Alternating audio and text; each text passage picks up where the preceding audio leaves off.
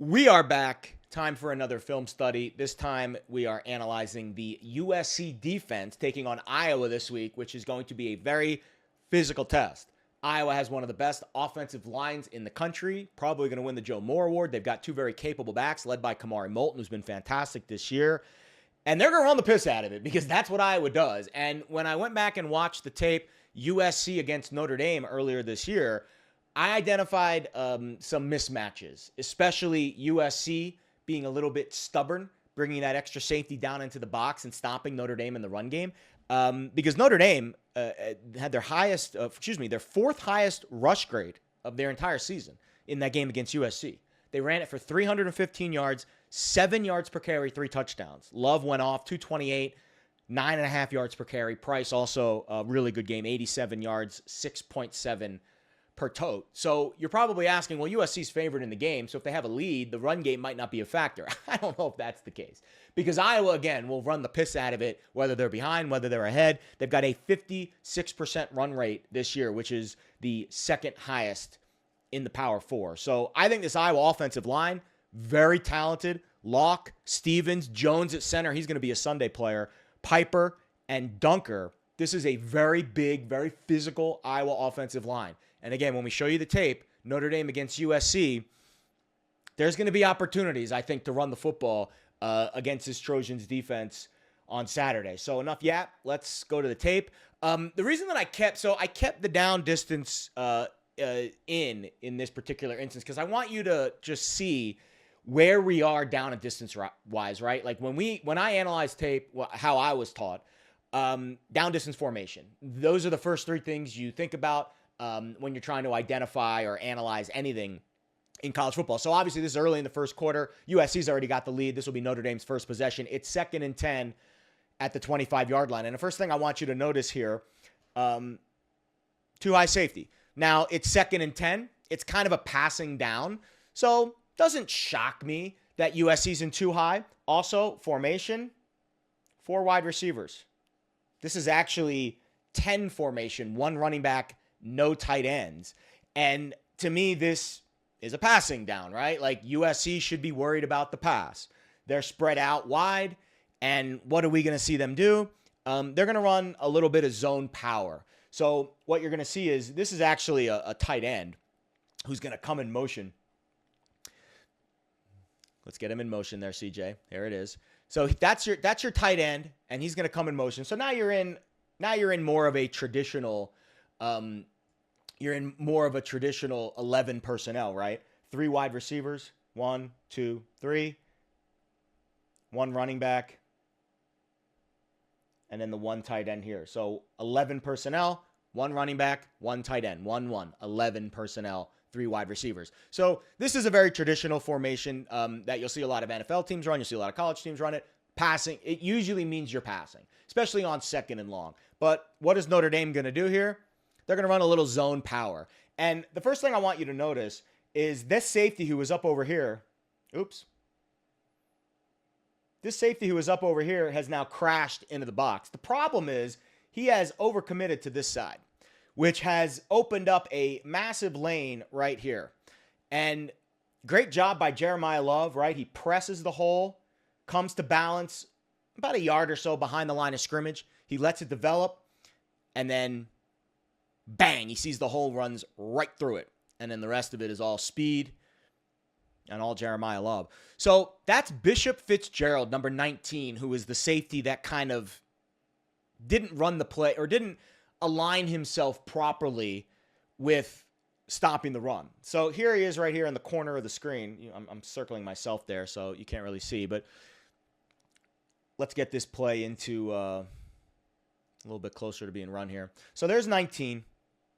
Actually, you can't even see him because I'm behind it. So I'm just going to let this play out here for a minute. All right, so you see 19. He's going to go with the tight end.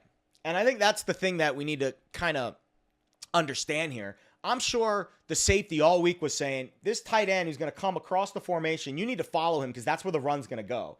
So that's where the safety goes. But the problem is Jeremiah Love does a really good job of pressing the hole, right? Pressing the hole And once he sees this safety go here, well, shit, I could run through that hole right there. And then he is off to the races. So this is the one thing I need USC's secondary to do a better job of. I need number 19. I need number 19 to not overcommit here. Because if 19 overcommits, once he crosses the hash mark and opens up this hole, Jeremiah Love is so good at coming to balance close to the line of scrimmage and pressing the hole. He is going to wait for you to overcommit, and then he is going to find that lane, and he's going to run right through it. I mean, this is just easy pickings, guys, and the rest of it's speed. Nice job by the safety, number 7. I believe that's Kamari Ramsey. We're going to get to him in a minute. He makes a mistake on the next play. All right, so the next play, this is 1st and 10 at the Notre Dame 37-yard line. Again, we're still in the first quarter here, so this is, to me, this is, hey, we might be running it here. But D'Anton Lynn, USC defensive coordinator, stubborn as an ox, still playing 2 high safety. Now, I know what you're thinking. Yes, we are still in 11 personnel, right? 1, 2, 3 wide receivers. But you're still also getting that inline tight end and that back right next to C.J. Carr, the quarterback. So you're still giving the threat of run. And frankly, on 1st and 10, what do you think Notre Dame wants to do? They want to run the ball. And what are they going to do here? They're going to run a counter play. So you're going to see the guard and the tight end pull this way. And it's going to allow, this is Jadarian Price now, the running back, to find a hole right here. Now, the big issue with this play, I'll let you watch it from the wide, and then we'll analyze it a little bit from the tight. So there's your pull. Hits the hole. Price does a nice job getting into the second level. So the issue here with Kamari Moulton is he just takes a bad angle. So you'll see him pop into your picture in a minute. First, I want you to note right here, guard, tight end, pull into the hole, right? And that's the base of this counter play. But watch Kamari Moulton, number 7, right? Here, take a really bad angle. You can't get out leveraged here when you have a running back basically coming right into your hole. You cannot get out leveraged here. So he takes a bad angle, and that allows Price to make it an explosive play and get into basically the third level. So this is something I think Iowa's going to do a lot in this game, guys. I think you're going to see a lot of counter. You're going to see a lot of power. And these USC safeties are going to have to not only be very disciplined with their eyes, but they're also going to have to take very good angles to the football if they want to tackle. I mean, this is not a very complicated play. Again, guard, tight end, pull. And look at that hole open up. And then the bad angle by the safety. Kamari Moulton's got to do a much better job taking a better angle to not make that, right? We can live with a 10-yard run. We can't live with a 30-yard run. If they do a few of those, we're going to be cooked. All right, final play here. And this is the one where this is the play. We're in the second quarter now. It's 1st and 10. We're in the red zone. This is the play where I thought to myself, D'Anton Lynn, you have a problem. Because look, again, first thing you notice, down distance formation. 1st and 10 in the red zone. We are in 12 personnel. 1, 2 tight ends. Pistol. This is a obvious running down on 1st and 10 in the red zone in heavy personnel. And what do you notice about USC? 2 high safety. Like, what are you defending back here, D'Anton Lynn? What are you worried about being beat deep at the 16-yard line? We need to commit these safeties into the box. Why? Because if you don't, whoops. I need to have a better scrubbing system. If you don't, Jadarian Price is going to do the same thing we did on the first play of the game. He's going to out-leverage you, and he's going to score a touchdown. Now, again, this was another one of those situations where it doesn't seem like the safety, Bishop Fitzgerald, has any idea what's going on here, right? It's going to be the exact same play we saw on the first play of this film study. Tight end is going to come across the formation.